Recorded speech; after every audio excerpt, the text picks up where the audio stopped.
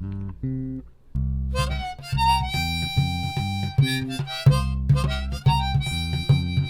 it's good enough, people, your regular Busch Light drinkers, the boys from around the block, they start drinking it and they like it, and all of a sudden, Especially you got some people in your corner, you know. Especially when you're a home brewer, you have to get rid of your beer at some point, and then you have that one. Like, oh, you still have that brown one, or Any home brewer knows which beers go out the fridge first. Hey, travelers! Another week of the Taproom Takeover podcast, and we are actually sitting in a taproom this week, but we decided to go a little further north than Eau Claire. I know the last few weeks we've barely even left Eau Claire, but we are in Bloomer, Wisconsin this week. The jump rope capital of the world, right? Correct me if I'm wrong. That's right. Yep. That's why I'm here. There you go. There's if no other reason to come for the jump rope capital of the world. I know there's a lot of people that come for that. Yeah. But after you're done jump roping, you may want to have a beer. Yeah. I right. mean, So fine. you would come to Bloomer Brewing Company, of course, and that's where we are today. We have Ryan and Dan with us. They are the owners, brewers, janitors, all of the glorious things that comes with brewing. All the fabulous jobs. Yeah. That's right.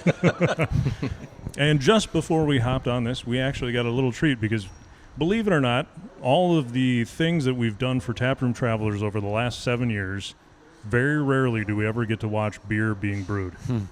And today we did. We saw yeast getting put in the tank. We saw yeast being pitched. We got to see all of the... Got to smell it. Yeah. And that never happens, ever. So, thank you guys for making beer while we were here. Thanks for joining us. Thanks for joining us. I'm assuming you waited just for us to do that. The timing was impeccable. Actually started early today. Yeah. So let's start from the beginning. You guys have been in business since 2013. 2013. Okay. Yeah. So not exactly new. Not new. No. Not new, but new. But new. So you guys were go ahead. I would say you guys had a pretty organic start though, because how big was your brew system at the old place? Well, it was like a 1-barrel system. Yeah. Started out with a 5-gallon system, and then went to 1-barrel system, and started out the tap room with the 1-barrel system. Then did you get that stuff from what was it, Caps and Corks? Homemade. I used to get my homemade barley and stuff from Caps and Corks. Yeah, down on 93 there. Yeah. If you know who Caps and Corks are, you're like, wow, that place has been out of business for a while. And I'm like, yeah. Then went from the 1-barrel system to the 7-barrel system in 2016. Okay. So, yeah. And then you guys are, and you guys have been in this location, I think, for a little over a year? Yes. We moved to this location February 8th, 2020. Yeah. It was perfect timing. Yep. Yeah. Nailed it. We had an amazing first month. And then the world went to hell. Yeah. Right. And we're looking forward to a fantastic summer. That's good. Well, I mean, things are looking good, and you guys have an absolutely beautiful spot here, so I can't imagine you not doing good. Thank you. Yeah. We put a lot of thought into this place. We wanted to make it a very family-friendly environment, a very welcoming to both the average, craft beer guy and the non-craft beer people. So we worked all last summer on our patio expansion. We'll be completing that this spring. Mm-hmm. So we're going to have an outdoor game court for kids and for big kids. We're going to have a partially covered patio where we'll do live music. And, of course, we've got the tap room. So yeah. That's always been the perk of a brewery. Is they tend to be a lot more kid-friendly than your average bar. Yeah, absolutely. I mean, especially, for when you look at the people we're trying to bring into craft beer, it's, the way this industry is going to stay healthy and grow is to be inviting to the younger people, the people that struggle to find a chance to go out. Yep. And I imagine you see a lot of here. We've talked over the past about community, and Bloomer's a smaller community. Yep. So I imagine you see a lot of that here. You know everybody that comes through the doors. Yeah, you know their names, you know their brothers and sisters and their parents, and yeah. A lot of them, yeah. Yeah. I mean, that's also like, how big is Bloomer? Because like I always love a small town brewery and like. Well, yeah, 3,400 people. It's Precisely. been pretty steady, like 20 years straight, 3,400 people. That's consistent. That's those are some of my favorite breweries exist in these kind of towns, though. It's just like the little like, oh, you wouldn't think a brewery would survive here, and then you show up to the place like here, and you're like, oh, this is fantastic. Yep. Yeah. Yeah, and would you say that when you guys started, I imagine, and I don't mean to Probably to judge, or there's probably a lot of Busch Light drinkers when you started in the Bloomer Still area. I is. would imagine. I imagine there still are. Yeah. Yeah, I mean, we started. Dad and I both started craft brewing pretty much together in the early 2000s. We're coming up on 20 years experience each brewing. So I mean, Wow. yeah, you start out home brewing and Yep. you learn more from failure than you do from anything else. And eventually you got a beer and you can start to consistently make it good. And then if it's good enough, your regular Busch Light drinkers, the boys from around the block, they start drinking it and they like it. And all of a sudden, Especially you got some people in your corner, Especially when you're a home brewer, you have to get rid of your beer at some point. And then, Yeah. you have that one like, oh, you still have that brown one? Yeah, Or Any home brewer knows which beers go out the fridge first, too. Right? There's beer that you want to drink, and then there's free beer. That's right. There's the good stuff, and then there's the oops. So when you started the brewery, what were the beers you guys wanted to make? What were your early flagships? When I first started brewing, I started just wanted to make a nice blonde ale. Mm-hmm. And that was our Bloomer Lager. Well, Okay. it was Bloomer beer then. And what was it, about 3 years ago? 3 years ago, we decided to make it a lager, so we started brewing it with lager yeast. And Yeah, it was about a year after we got into this system and really got familiar with it when Yeah. we started dabbling into lagering. Yeah. then we made a light brown ale. Bloomer Town Brown is light brown ale, and then kind of experimented from there. Yeah. It's kind of started with approachable beers. Right. Yeah. Right. You kind of have to do that when you're trying to convert Busch Light drinkers. Right. I mean, home brewing, I think we brewed in Every style smorgasbord possible. of everything, Yeah, right? yeah. Oh, I want to try this. IPA started coming out. I don't know how many batches I flushed trying to make an IPA for the first time. And Then but yeah, last year we started, or was last year or the year before, we actually started making a light version of our Bloomer Lager, which is called Butch Light. Butch. Yeah. So it's named after a guy. Actually, it's Ryan's wife works down at the aquatic center, teaches swimming lessons, and this old guy that's quite a fisherman. He's always fishing. He's always down there. He's got a bad back, so he's always swimming for therapy. Oh. His name is Butch. His name is Butch. Yeah. So We know him pretty well. One day we were giving him a little grief because, Butch, why don't we ever see you up at the tap room, drinking beer with us? And Butch, he goes on to tell us, well, when I drink beer, I like to drink like 6 or 8 beers. And I'm like, well, that's great. You'll fit right in. Yeah. Please. Please. Like, well, the problem, he says, is your beers are too heavy. They're too rich. I can only drink like 2 or 3. So he says, I need a light beer. So we decided, well, we'll make a light beer. Why can't we? That'd be good for business, and Yeah. why not? Why not? So yeah, we took our signature Bloomer Lager and decided to lighten it up, and now we have Butch Light, named after Butch Nearing. The name couldn't have worked more perfectly, right? yeah. And the label looks just like him. Yeah, the label looks just like him, sitting in his boat on Lake Como. So, did you guys have to build this building we're in? Because I was in your old brewery a couple of times, and that was a kind of cool space you guys were in. It was like an old brick building, if memory serves me correctly. Yeah, the old building was actually built in 1875. It was wow. It was actually built as a brewery. It's the old Bloomer Brewery building. Okay. Oh, wow. And, Okay. Yeah, Dad ran his family excavating business out of there for 30 plus years, and when we started brewing, it was just natural. That's where the spot where we did it, and Yeah. so along with the owners of that building, we made some renovations to put in a system, and it kind of grew from there.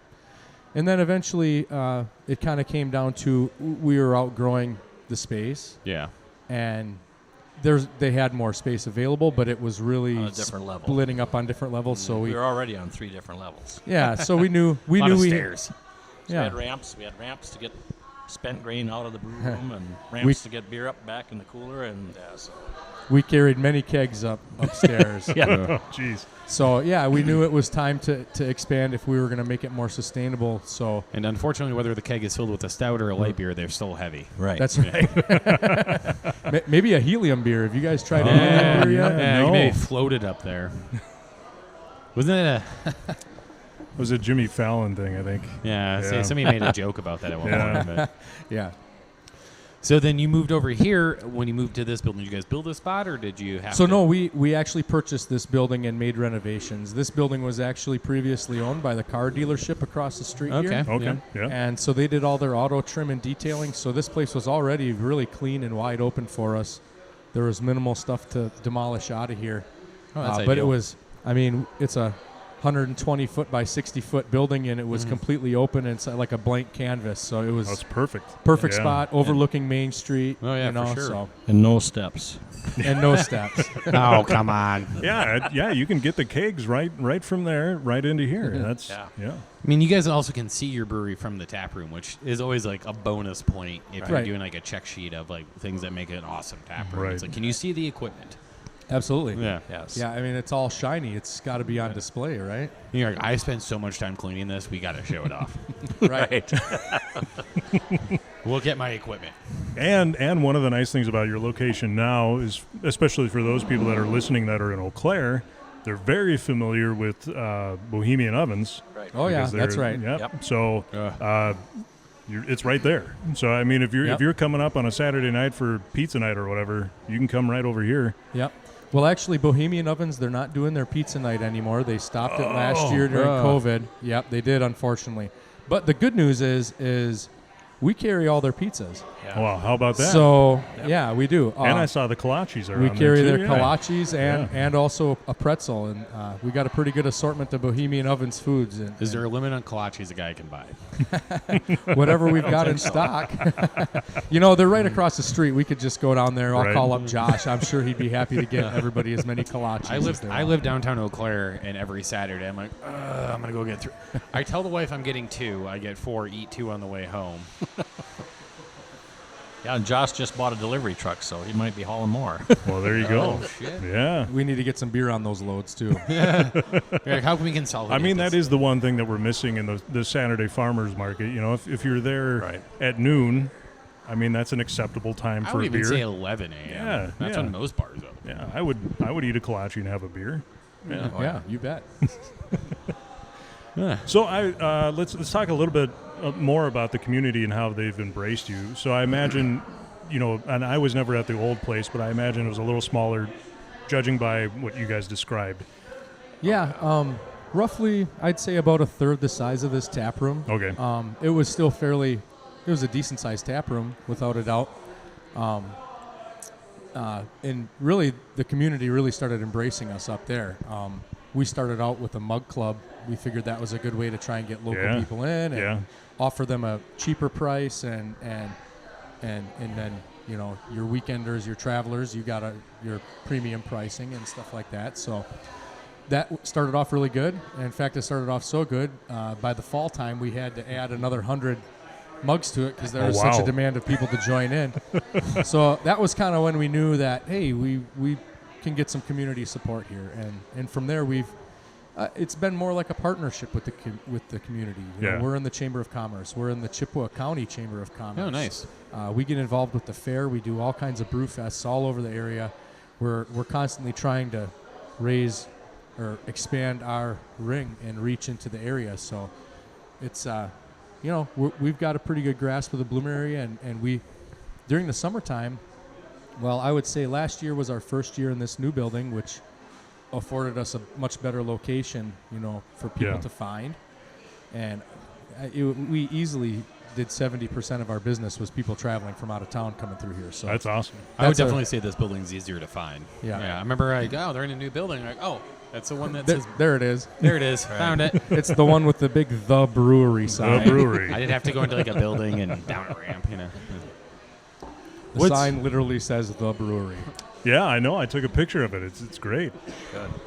Just one thing about the copper mugs for those of you that are visiting for the first time, that is one of the main things that you'll see when you come in because they're up by the tap handles. Copper Mug Club mugs. Yep. So, yeah. That's our 150 mugs. Yep. What is your guys' flagship beer now? Like what beer? Because like you're in the tap room, but you also are out in market. What beers are selling the best for you? Well, in the market, our Cowbell Cream Ale is a big hit. Okay. I don't know all the places you'll find it. It's constantly changing, going on and off in places. Sure. But that General Beer carries a a constant supply of that, and that's what we're going through most in distribution, both kegs and bottles. Next in distribution, I'd say it's kind of a toss-up between the other three we've got in distribution, which would be the Bloomer Lager, our Bloomer Town Brown, which is a nut brown ale, Yeah, that's what I got. and our Stash Trail Session Ale, which is what I'm drinking tonight. That's some good stuff. I play volleyball at Wagner's in Eau Claire, and yeah, it's been there a few times, and that's an easy drinker. Yep, right on. Yeah. Thank you. So I'd say that's what's really hitting out in distribution. You certainly can't try and distribute everything you'd like to, because we got some pretty good ones in the tap room too. Yeah. Do you do all bottling on site? We do all of our bottling with a manual four-headed bottling line. Dad has filled every bottle that's come down the line.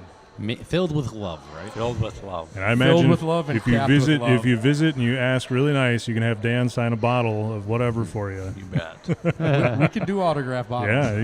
You know how like cider companies always put hand-picked because all apples are hand-picked. It's like an easy. You guys should be like hand-bottled. And bottled. That's right. Hand Hand bottle. bottle. Yeah. It's marketing right there. Yeah, that was the other first thing that I noticed when we came in, and I'm pretty aware of what you guys have in the grocery stores, but yeah, completely different up on the wall. And the first thing I see is a lime pie, and then I saw the name, and I went, yeah, I'll have the kinky. And the gal that you have bartending tonight, I don't know if she knew to take me seriously or not. I said I'll have the kinky, and she grabbed a glass, turned around, and then she turned back around and she goes, "Are you serious?" I went, "Yeah, I mean, it's a funny name, but yeah, I will have that." Hannah's a good sport. She Yeah. might have been messing with you, but I'm a little surprised that you didn't get the whipped cream topping with it. When you got a beard, the whipped cream and things like that get in your beard real easily, and you got to constantly be wiping yourself. You get a bigger beard than both of us, so. right? I had a very massive one Mine over the doesn't wrap winter. around my face. That's not a beard. You got inches though. You got inches. I got Yeah. a couple inches. My wife made me shave mine after the weather started warming up. I didn't even know I could grow a beard until COVID. So Yeah, That was exciting. it was pretty glorious. I went into my house and came out 2 months later. I'm like, Troy can do had it. an Look at that. afro and a beard at one point this year. Yeah, I'm officially a craft beer guy. finally I've arrived. finally, after all It these took years. 33 years, and I finally arrived. So getting back to it on tap, I would say what is popular in the tap room really changes seasonally, which is probably the case with every place. But right now what's hot, 715 Summer Ale. We're going through a lot of that. We're going through a lot of kinky lime pie. What style beer is the 715? The 715 is a blonde ale. It's a light blonde ale, and we brew it with orange zest. We yeah. throw orange zest in with our final hop ad, and You Yeah, zest the orange? we zest every single orange by hand. 24 sun-kissed oranges. Hand zested. Hand Hey, zest. don't be giving any recipes. I know. Oops. They used 12. That 12 was oranges, not 20. 12. That's right. we it was we only hand 12. zest 720 oranges. We do it. If you want to copy it, go right ahead. We do it until our hands bleed. So yeah, the 715 is a real hit. The kinky lime pie, of course, that's a light blonde sour ale, a kettle sour, and it's It blows my mind that we are here in Bloomer, Wisconsin, and you guys have a sour on tap. a key 4 lime years pie. ago, no one would have ever guessed that. 5 years ago. Right.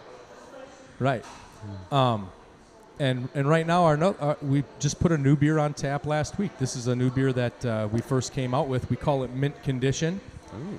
Now this is a amber red Kolsch, and we brewed this in spirit of the Kentucky Derby. Of course, we actually have a lot of ties to the Kentucky Derby, so we're throwing our very first big Kentucky Derby party up here this Saturday. So No, it's this Saturday. This It's the Kentucky Saturday, Derby. yes, you bet. Wow. So- Lost track of that one. yeah, we'll have live music, and of course we're going to have a Derby beer. So of course it's themed around the mint julep. So when this is airing, it'll actually be past that. But just remember it. You just remember missed it for 20. You just missed it. Remember it for 2022 Yeah. if they have it again. Yeah, we will definitely be having it again. We're not expecting a huge turnout this year. It's opening weekend of fishing, so that's a lot of competition. A point to grow from. So we'll. Yep. But if you're into dressing up, did you tell the people down in Kentucky hat. that it's opening fishing weekend in Wisconsin? They should know better. You know, they all got private jets anyways. It's not like it's a big deal to reschedule. So. Like they didn't even think about it. It's actually an interesting route to go because most people, I think, instinct for Kentucky is to throw it in a bourbon barrel. But right, I don't know. I kind of like the idea of some mint. You know. Yep. Now we do have a bunch left over, and the thought is we very well may go ahead and barrel age some of that yet. So, we'll see what the feedback we get, and if we think we don't want to make any tweaks to it, we'll barrel age it for next year. And we're not afraid. We got a few things barrel aging too. So. A little barrel age program going on? Yeah, we started barrel aging in 2019, actually 2018. Where are you getting your barrels from? We buy them from a broker in Kentucky. Oh, so they're actual Kentucky barrels. They're called Kentucky Bourbon Barrel, and if you ever are interested in the market for a barrel, I mean, they're a fantastic company. When you buy their select barrels, you're paying a premium price for them, but you're getting them from the distiller within a week of when they were emptied. Oh, wow. I mean, they're in immaculate condition. When these came here, they had 3 inches of bourbon in the bottom of them. I mean, that was terrible. Yeah. Well, Let's just say someone's going to have to drink this. They turned out really good the first couple batches. So, we've been experimenting with it. We did a 1 year, or actually we did a 6-month run in the barrels the first time. It turned out fantastic. That was with our hog breath. Yeah, that was with our hog breath. Smoky maple bacon brown ale. Yeah, it was. Which you guys have that on tap right now, right? We do. We do have that on tap. I was eyeballing that guy a little earlier, and I was like, bacon in a beer. Some guys in the mug club, they'll get the normal beer they drink, and then they'll get a 12 ouncer of hog breath, and they'll leave that sit after they have a couple beers and let it warm up just a little bit, and then they claim they get a little bit more flavor out of it. Then. It's kind of nice to have a beer where it's like, oh, this is like my main beer, but this is the other beer I'm drinking. I know I'm going to want this later, so we're going to put that there. It's like dessert, at that point. Right. Yep. And we're also barrel aging right now in Oktoberfest, which this is a fun story. This is our 500th batch of beer. Oh, congratulations! Yeah, and we brewed it. We called it 500, and we started lagering this Oktoberfest back in December. It was right before Christmas. We brewed this. It was our 500th batch, and our first batch of Oktoberfest that gets rolled out this summer is going to be from that batch. And it's basically aging in our cooler. It's going to be really nice. Oktoberfest is probably our best beer. We go through the most of it every year, and it's a huge seller. It's a fabulous beer, and we're also barrel aging it now of our 500th batch. Barrel aging it in Woodford Reserve bourbon. That sounds delicious. Yeah. Oktoberfest is the style that brings everyone together. Everyone can get behind an Oktoberfest. Beer nerds, your dad who's never drank a craft beer ever. Yep. You can be like, I got an Oktoberfest. It's going to be nice. It's going to be malty. Let's do this, Which is a good transition and it's a good way for us to take a break. We're going to take a little break for our sponsor, but when we come back, I want to finish talking about the beer. And then I want to talk about events that you got coming up this year, because believe it or not, it's still April, and we've got most of a year to go through yet, even though the first 4 months seems to blow by. Right on. We'll talk about your Oktoberfest beer a little more, and then we'll keep going from there. We'll be right back, everybody. This podcast is sponsored by Grazie Aveda Concept Salon and Paradise Massage, where whole body care is their specialty. Now offering massage, nail, and hair care services tailored to everyone's individual needs. They're conveniently located at 4638 Gulf Road in Eau Claire, Wisconsin, or find them online at graziesalon.com. All right, we're back. We've got full beers. Yeah. All right. It's important for talking. Very important. Yeah. And it lubricates the conversation. Really. Yes, it does. Yeah, me and Landon would just be mutes otherwise. We've noticed, and I think this is number 7 of the new podcast, because we've been podcasting before, but never like this, but usually the second half of the conversation goes way smoother than the first half because you're a couple beers in and everybody's ready to talk. So Right. we need to do better at pre-gaming. Yeah, that's my problem. Yeah. We got to show up to these things a bit more schlock. We need to find a driver. We need first. We need a driver. We've always needed a driver. If there's a chauffeur service out there that wants to sponsor us, that would be great. They could chauffeur. We'll buy them beers. Oh yeah. Afterwards. Yeah. You'll go home with at least a case. Yeah. Anyway, so enough of us wanting. We have a small pour beer in front of us. We were just talking about the Oktoberfest and that it was barrel aged. And now magically they're in front of us. And now magically we have Oktoberfest barrel aged beer in front of us. There was a ferry that came around and dropped them off. Yeah. The Oktoberfest ferry came early this year. You know what? That's a holiday I can get behind. You know, we used to complain about Oktoberfest beer being out in July, but it's now out in April, or at least in our glass. At least for us, yeah. And know what? It's more of a Martin at this point, isn't it? Right. Yeah. March. Yeah. Well, we didn't use any Martzen yeast in it, so Oktoberfest. we're still going to call it a lager. Okay. Okay, so this is your guys' Oktoberfest. Yeah. And it's been aged in. So this is our 500th batch of beer that we brewed, and we brewed our Oktoberfest, and we brewed it in December because really we were brewing our 500th beer, and we said, well, this deserves our best beer. Yeah. And I think our Oktoberfest is our best beer. We make a lot of really good beers, but I think our Oktoberfest is true to style. It's the right color. It's the right taste. Mm-hmm. It's the right consistency. I feel like we can drink a lot of it, and it's really an awesome beer. So we made this our 500th beer, and we commemorated it by barrel aging it. And it's barrel aging right now in Woodford Reserve bourbon barrels. So, yeah. I think this is the first barrel aged Oktoberfest I've ever had. Yep. It's delightful. See, what I like about people, so like the instinct for most breweries is to age stouts in their bourbon barrels, which is a great idea. I hope everyone keeps doing it. That being said, it is fun when people take a not traditional barrel aged style beer and put it in it, because then you get to experience more what that barrel tastes like. You know? Right. Yep, absolutely. You get a better idea because you're not competing against all those heavy stout flavors. Yep, that's true. And, we started this barrel aging program 3 years ago. And if you know anything about barrel aging, it takes a long time. So to build any kind of database or track record, barrel aging itself is a very inconsistent art. Oh, for sure. You can the first batch we barrel aged, our hog breath.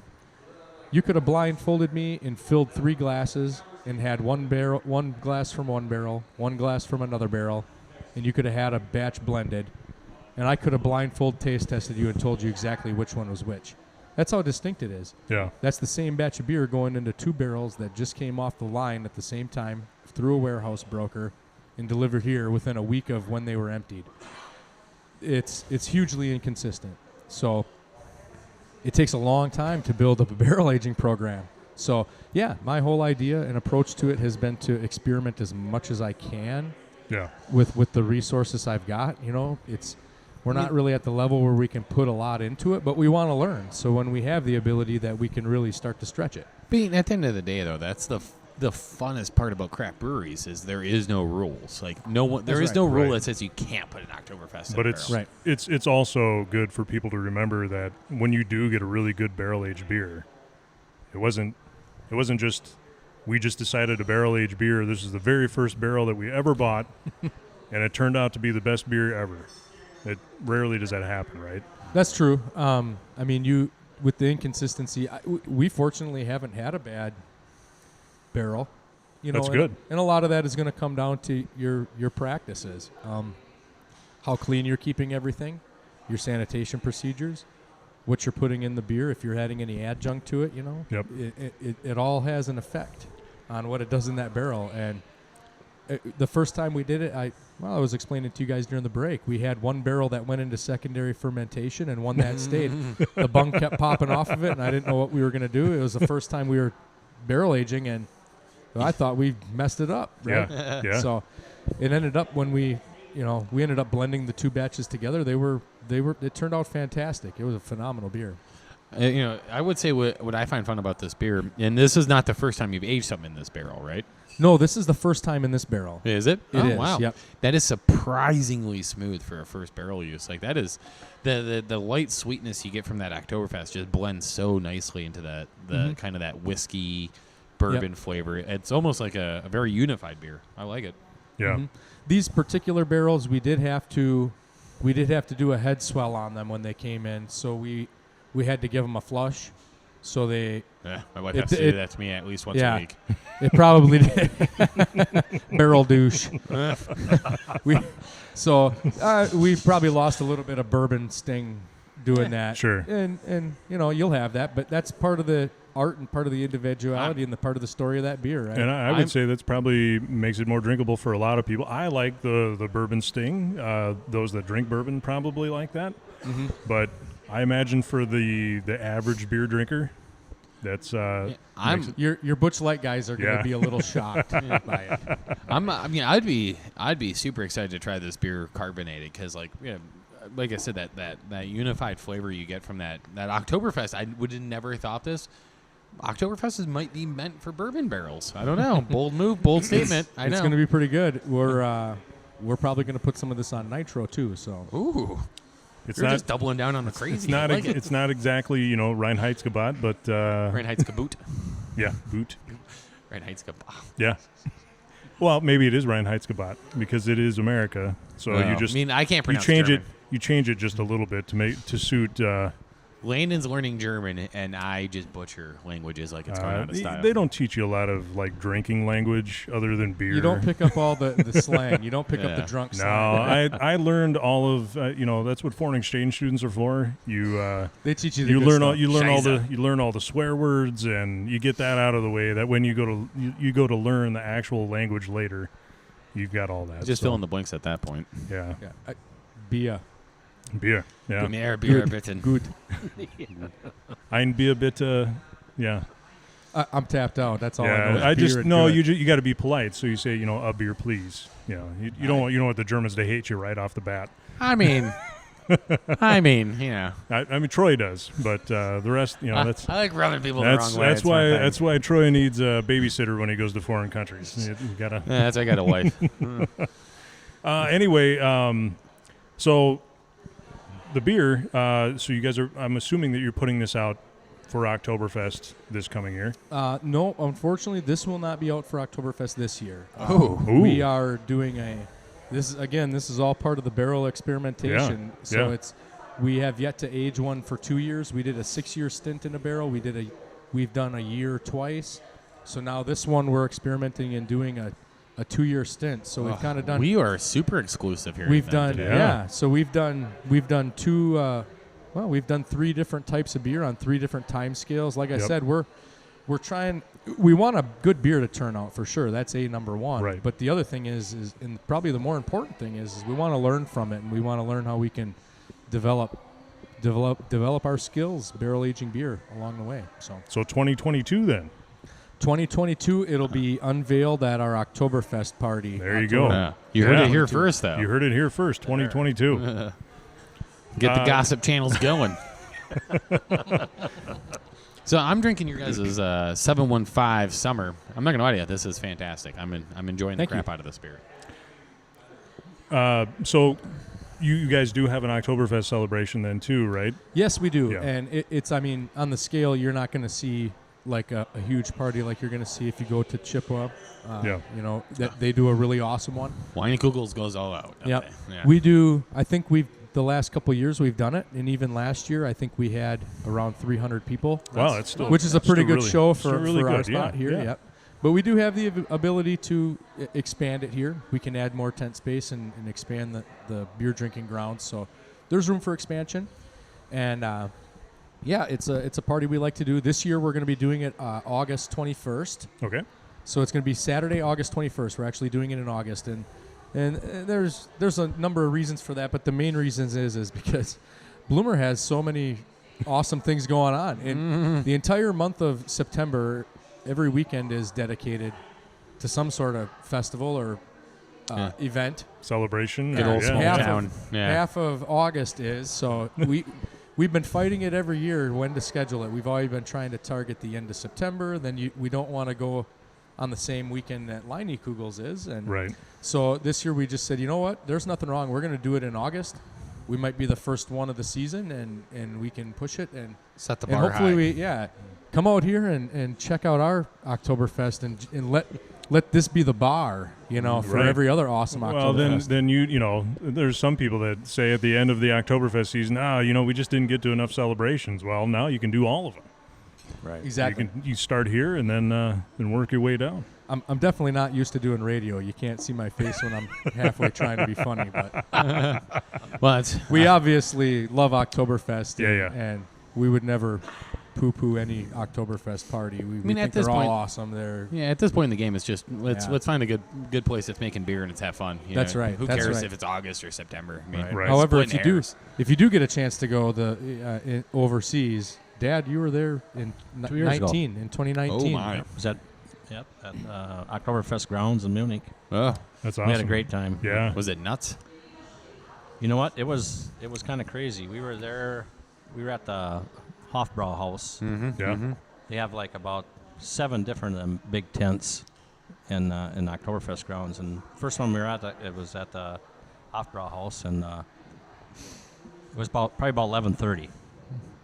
There was probably about 20 people in there. Mm-hmm. That's the And time to go. About 12 o'clock, the place was full. The polka band was playing in the center. and That's guys were eating their whole chickens and their liter beer. Oh, yeah. 11 o'clock is the early bird hour. Yep. Yep. We were the early birds. Sign me up for that one. We had a great time. Yeah, I was like an hour away in 2019, and I was at the world's oldest sausage kitchen in Germany. And wouldn't you know it, I met 2 boys from Wisconsin that were standing in line to get their sausages too. Nice. They were going to Munich, and I said, "Yeah, that's great." And I'm going with these old people wherever we're going. It's going to be good. What were you thinking? I was. I would have ditched those guys and said, "I'll see you wherever we're I was meeting." I was there. I got there. someplace to Yeah, go. I was there for work. So I I was would- getting paid to be there. Believe it or not. Oh, was at that's the Yeah. a different story. Yeah. I was at Hofbrauer House for Oktoberfest a week before Oktoberfest. So it was the Saturday before the actual Saturday, and it was still absolutely insanity. Judges, I count it. We count it? You Oh, were I'm in. at Oktoberfest. I'm in. Yeah, made you it. were I'm in. at count it. Oktoberfest. There Count you go. me in. Yeah. Yeah. When was it? What day of the month was it? Was it towards the end of September? Yeah, Beginning of sure. I mean, September? this is like a decade ago, so. Well, I was 20. it was I probably in think, when I was August because I I think think they started at they like start- September 21st. there. Yeah, it's always the last weekend of September. or Yep. something Okay, like that. okay. Because we had a foreign exchange student our senior year that lives in Switzerland, and Yeah. Oh, yeah. we were actually over there 2 years before we were at Oktoberfest and visiting him. And he was the one that said you come over here for Oktoberfest because it's a Them great Germans time. like to come over here. Oh, yeah. Now the big question is, did you wear lederhosen? Yes, I did. Yes. There you go. I still need a pair. I have a pair. You got the calves for it. So. Thank you. So yeah, That's the Oktoberfest- second half of the podcast. We start talking about Yeah, that's calves. right. We're really warmed up now. We're there. We're there, guys. Anyway, we'll go. Beers, let's keep So drinking. other celebrations. We know that you have Oktoberfest, but do you have anything else coming up for the rest of 2021? Yeah, I mean, we don't have all of our dates published yet, but Sure. we're going to be posting them on our website and on social media soon. We're going to be doing some live music. We're Everybody looking loves at live music. We're looking at 1 to 2 Friday a month and a Sunday every now and then. So if you're coming through the area, going to your Yeah, cabin, hauling yeah. your camper on a Friday night, you know what? Stop in, check out some live music, and have a beer, fill a growler. Heck, I even have tapper systems. Take a tap and a keg to your campground with you. You'll be the party of the that. campground. That brings 2 things to mind. A, if you've never done northern Wisconsin in the summer, you got to do northern Wisconsin. You're missing Yeah, out. Northern yeah. Wisconsin. It's like going to God's Alaska, vastly cheaper and less mosquitoes. country. Yeah. Or at the very least, smaller ones. Smaller ones, yeah. And like that 53, the highway that goes out here is Right. just packed Friday nights going up. Oh, to yeah. people Oh, going yeah. up to their cabins. So northern Wisconsin has to be one of the more unique spots during the summer. That's Winter right. brutal, but yeah. That's right. We're an easy little shot off of 53. Boom. Yeah. Is there any beers coming down the pipe that you're personally excited about? Cause Yeah. What do you feel like sharing them? Yeah, certainly. I can share some. So you guys were here tonight. We finished our brand new kettle sour that we started. So this is gonna be like a copperish amber, maybe not that dark, maybe more like a caramel colored sour ale, and we are gonna flavor this thing with a little bit of peach and a little bit of raspberry. Ooh. So Peach is popular right now. that's right. Yeah, Yeah. peach is a fantastic mix with beer, especially a sour beer. You get a little bit of that acidity with the peach pop, and The peach kind of almost adds like a softening to the sour almost. Yep. Like despite it having a lot of acid, it kind of gives it a bit of a. yeah, it's a little bit more of a middle Yeah. of the tongue type of. Yeah, Yeah, I yeah. can see that. Yeah. So yeah, we're excited about how this is going to turn out. It's the first time we've brewed it. We've been. It's our second sour that we've made. So yeah, we're very excited about that. That's going to be ready probably in about 5 weeks. So Okay. we're looking at just around the end of May, beginning of June. No, So, perfect for the beginning of summer. Yeah. Hopefully we've got it ready before Memorial Weekend, so Thank so you can throw some of that in your growler on the way. Right. You'll be a superstar at your campsite. We're coming out with a new IPA. One of the regular comments or observations we get from people in the tap room is you walk in here and we don't have a lot of IPA options. And, I'll tell you, it's not because we don't like IPAs. A lot of it started with just we're trying to keep as much on tap to keep our local business coming in through COVID. And it's the IPAs, for whatever reason, in our close proximity, they're just not the beer of choice. So, Yep. but we want to expand on our IPA line, so we are brewing a new IPA. I could literally do an entire podcast just talking about IPAs and buying Yeah. habits and people's rationales for IPAs.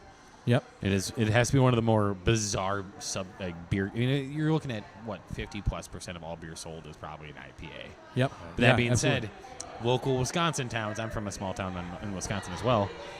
Good luck trying to sell an IPA. yeah, you get up here. We are a little bit out of Eau Claire, so you get out of that more populated area for whatever reason. It's just a little bit hardier country. They like their beers a little maltier in this area. Yeah, Yep. for sure. Yep. So- But then you get the tourists coming up to their cabins. They want an IPA. Yep, you bet. So we recognize that. So for the summertime, we're planning on having this IPA on all summer. Nice. So there'll be at least a couple IPA options for you. It'll be this new one, and it'll be our Stash, which is more of a session style IPA. This one comes in at, I remember when IPAs first came out, and you were like, IBU 40. You're gonna blow my top off. Yeah. Woo. Oh man, that's too much. But this one is right around a 35, 40 IBU.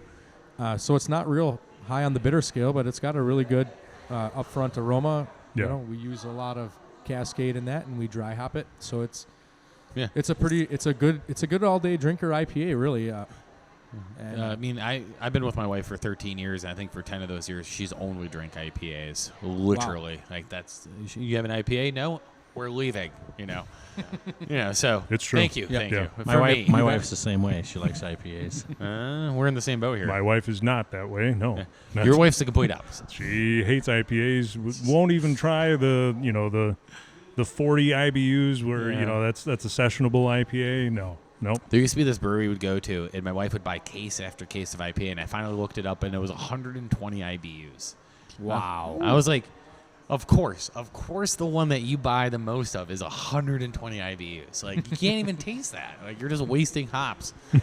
It's I can't say I don't like them because I love to have at least Delicious, a good yeah. half a one or a full one Right. But it's hard to do more than one because you kind of just burn them buds out. You got to switch. In my opinion, I like to switch between them. I love them, but I can't stay on them. I like a variety, so I like Right. to I'm a constantly. brown guy, so you guys had Bloomer Brown. I'm like, done. Nice. Nailed it. Yeah. I'm here. Anything else that you're coming up with? Yeah. Two other ones. Another new one that this Kolsch that we did, this mint condition Kolsch. This Yep. turned out really good. If you haven't had a chance to try that, so we're going to experiment some more with Kolsch yeast. And I think we're going to have a 2-step Kolsch coming down the line where we do a 2-step mash into this Kolsch. Ooh. Is that like a decoction brewing or? Well, the idea is you bring the a 2-step mash process is where you're going to bring the mash in at a lower temperature than you would normally mash it in. Okay. Do like a protein rest. Okay. Probably like at around 120 degrees or so. And And you just let it sit for a No, spell? no temperatures on here. No, that's 160 degrees. 160. 160, 500 lemons. 200. 200. No, Oranges. but Peaches. So yeah, a 2-step would be you come in at a lower temperature. You know, you're usually going to come in and mash anywhere between 150, 170, maybe even in the 145 range. But you'll start lower, between 100 to 120. You could even do a second step, and the idea is you're extracting the sugars and the proteins a little differently. They're coming out a little more, I don't know. I guess it's, when you do a regular mash, I think the idea behind it is the grain will actually, the speed of it and the temperature will actually kind of hold up some of those sugars and proteins together. You can get a bigger flocculation by doing a 2-step mash and slow the process down. You can actually get a little bit more sugar out of it, a little bit more malt flavor. So I don't know what to expect out of it because we've never done one. So I'm not going to lie to you. Of all the beers you've described, this is the one I'm most interested in. So what I'm expecting to find from it is perhaps a little bit higher alcohol content. Well, I mean, because, Kolsch has to be one of the harder, more obscure-ish, Germanish beers. It's like that. It's you know what I think it is? It's a goofy yeast flavor. It's not something that wild yeast. Yeah. Yeah, you almost get like a dried. If done correctly, you should get almost like a dried fruit flavor from that yeast. Right. That's what you're going for. Anybody who's gone and opened up a St. Pauli's Girl, don't use that for your judgment of a Kolsch. You gotta get like a gaffle or. Don't goffle. worry, some of the younger people that are probably listening to it have no idea what a St. Pauli's Girl is.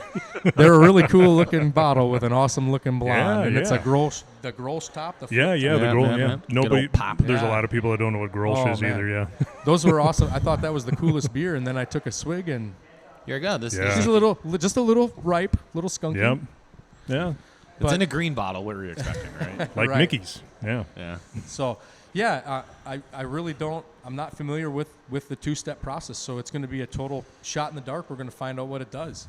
Yeah. No, that sounds fun though. I love a well done Kolsch. I feel like a lot of breweries attempt to do a Kolsch. Most of them get within the ballpark, but that 2-step mash might be the secret to this equation. I don't know. We'll see. You've intrigued me. I'm intrigued. And then Right. you got one Yeah, more. and then one more. We've got. Well, this is a beer that we've had on for a while at the old place. Even it's the only wheat beer we've ever made. Oh shit! It's called Weathered Brick, Okay. and it's like a red wheat. I think Oh, I had nice. that at the old place, and I Yeah. think I said that was my favorite beer at the old place. Yeah, nice. Yeah. Yeah. Very smooth beer. It's really a delicious beer. The wheat flavor in it is not too overbearing. It's a very balanced flavor. So, yeah, we're gonna go back and flip back through the old book. I think we might make a couple adjustments to it. We might do a little this or that with it. We Did might you play guys with start it. the brewery together, or did you start it, Dan, before? I started at the beginning. Yeah. When Dad did you started. join in then? Day Uh, one, kind of, I'm sure. Yeah, I mean 2017 when I moved back here. So But where'd you move back from? this is a long story. The short end of the story is I after graduating from UW Platteville, I They went have to a brewing work. program down there, don't they?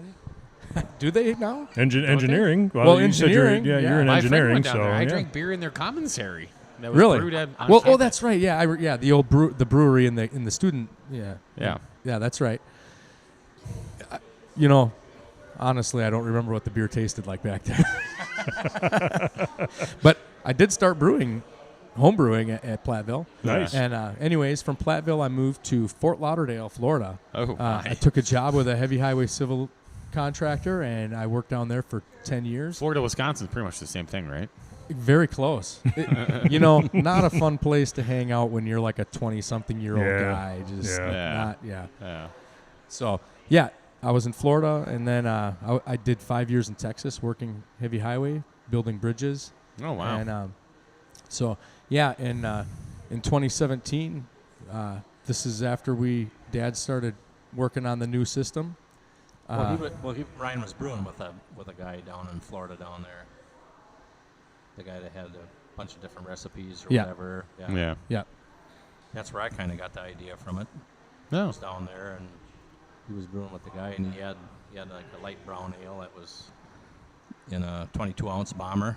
Oh. And, it was a really good beer, and Thought, boy, that's pretty good. looked Yeah. at the system that the guy had. He had kind of a gravity 3-tier system, and I might be able to do this. Yeah. So all of a sudden, Dad picked up the puck, and from started there, messing around. Yeah. from there it expanded. 5-gallon homemade system, 40-gallon homemade Still system, got all the brew 7-barrel systems, old system. brew systems too. Yeah, we still do. Got one for sale. Yeah. Oh, there you go. Yeah. Got one for sale. If you're looking for a brew system, yeah, Good pilot system, or there you go. 1-barrel system. yeah. Oh, One Barrel Brewing. So then you came back here. So then I came back in 2017, and we've been running it together since. That's And awesome. I was kind of the big push to push it into this place.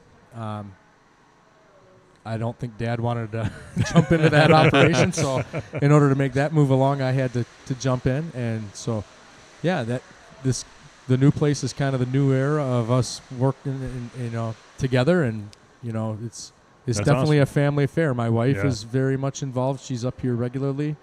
My mom, Cindy, she's up here regularly. I, we under all no circumstance, would ever want to open a brewery with my dad. I'm going to throw that out there. Not It's a lot of fun. Not your dad. No, not your dad. Not my dad in particular. You seem awesome. my dad's pretty awesome. Garnold is exhausted. So yeah, That's great. kind of the beginning to Yeah. end story there. That's great. Do you have any? No, any yeah. more, I would say, you guys, thank you for having us here, first of all. Yeah. thank So if people want to find out about events when they come up, do you guys have a website, Facebook, or all Yeah, that we're stuff? gonna the events will be advertised when you walk in. The events are going to be posted on the back page of the menu. We'll also have a chalkboard up with our most recent upcoming events, Sure. and then of course Facebook. We'll have all of our events posted on Facebook, and all of our events will also be posted on our website, which is www.bloomerbrewingco.com. So Oh. bloomerbrewingco.com. Very, very good. So yeah, check it out. So yeah, find out all of the things that Bloomer is doing, and of course you need to come and check out this tap room because honestly, it's a You guys did a very nice job It's with a it. very nice Thank you. space. Yeah. Thank you. Yeah. And when the weather's nice, unlike today, I imagine being outside is awesome too. So Yeah. Yep. thank you guys again. Thanks Ryan. Thank you Dan for being a part of this, and we'll make this a more regular stop on our route when we head to the north woods of Wisconsin. So Right on. Under no circumstance should you guys ever quit making beer ever. So keep it up. Sounds good. Right on. so Cheers, thank you guys Thank for you, guys. joining us. Thank you. Cheers. We'll talk to you guys next week, everybody. Prost.